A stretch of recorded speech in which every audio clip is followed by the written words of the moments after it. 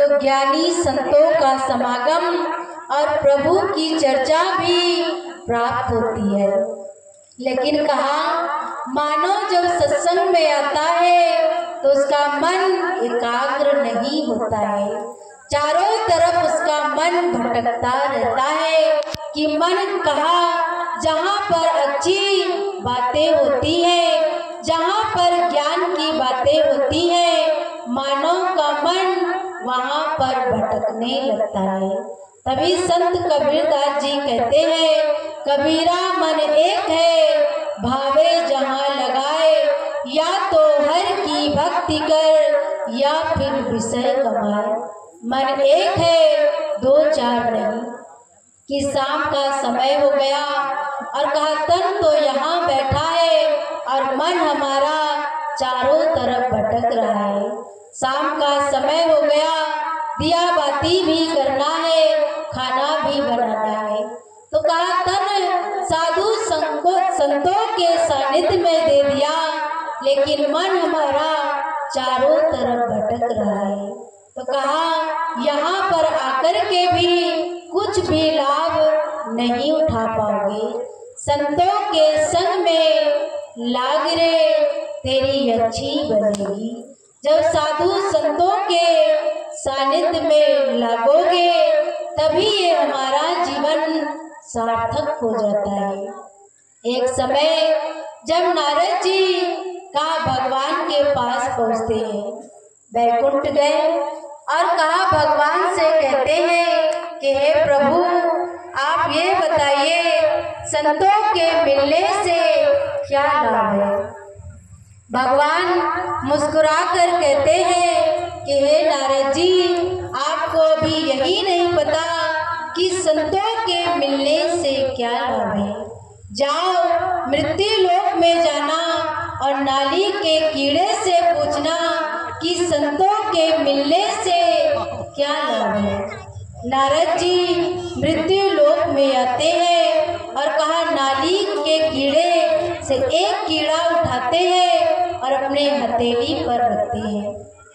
जैसे पूछा कि संतों के मिलने से क्या लाभ है, वो तो तुरंत मर जाता है। फिर से नारद जी भगवान के पास पहुँचे, फिर से कहा कि हे प्रभु मैंने जैसे पूछा वो तुरंत मर गया। भगवान कहते हैं कि जाओ अभी एक तोता ने बच्चा दिया है, उससे पूछना कि संतों के मिलने से क्या लाभ है।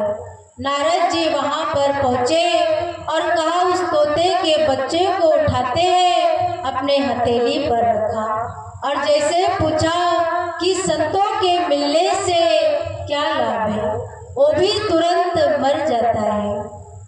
अब तो नारद जी बहुत ही दुखी हो गए, भगवान के पास पहुँचे और कहने लगे कि हे प्रभु मैं जैसे पूछा वो भी मर गया, कोई भी उत्तर उसने नहीं दिया।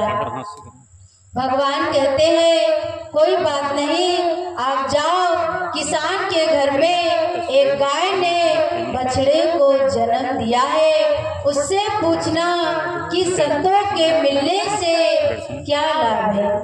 नारद जी वहाँ पर पहुँचे और कहा गौशाला में पहुँचे और जहाँ पर वो बछड़ा बंधा हुआ था, नारद जी उसके पीठ पर हाथ फेरते हुए कहते हैं कि संतों के मिलने से क्या लाभ है।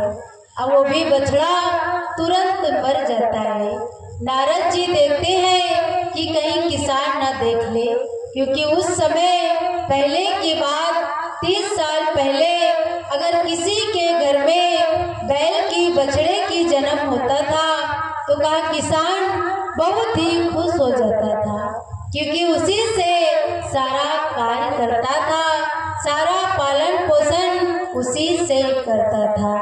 तो कहा और नारद जी जब देखते हैं कि कहीं किसान तो नहीं है, वहाँ से तुरंत गौशाला से तुरंत जाते हैं और कहा भगवान के पास पहुँचे। भगवान से कहने लगे कि हे प्रभु मैंने जैसे ही पूछा वो भी मर गया, अब तो मैं कहीं नहीं जाऊंगा।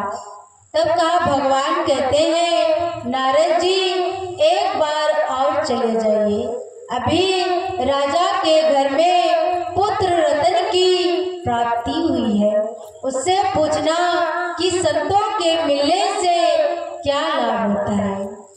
कहा नारद जी भगवान से हाथ जोड़कर कहते हैं कि हे प्रभु, अभी जहाँ भी गया तो उनके कोई भी माँ बाप नहीं थे, लेकिन जहाँ आप भेज रहे हैं अगर मैं उससे पूछूंगा, अगर वो मर गया तो राजा हमें सूली पर चढ़ा देगा। हे भगवान, मैं अब कहीं नहीं जाऊंगा। भगवान कहते हैं कि हे नारद जी एक बार चले जाइए और एक बार पूछ करते आ जाओ। कहा नारद जी वहां पहुंचते हैं, पहले से डर था कहीं ये भी मर न जाए।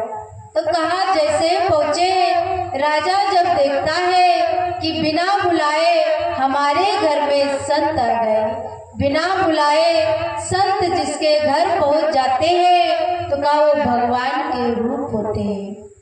राजा भी देख करके बहुत ही खुश हो जाते हैं और अपने पुत्र को लेकर के नारद जी के चरण में डाल देते हैं।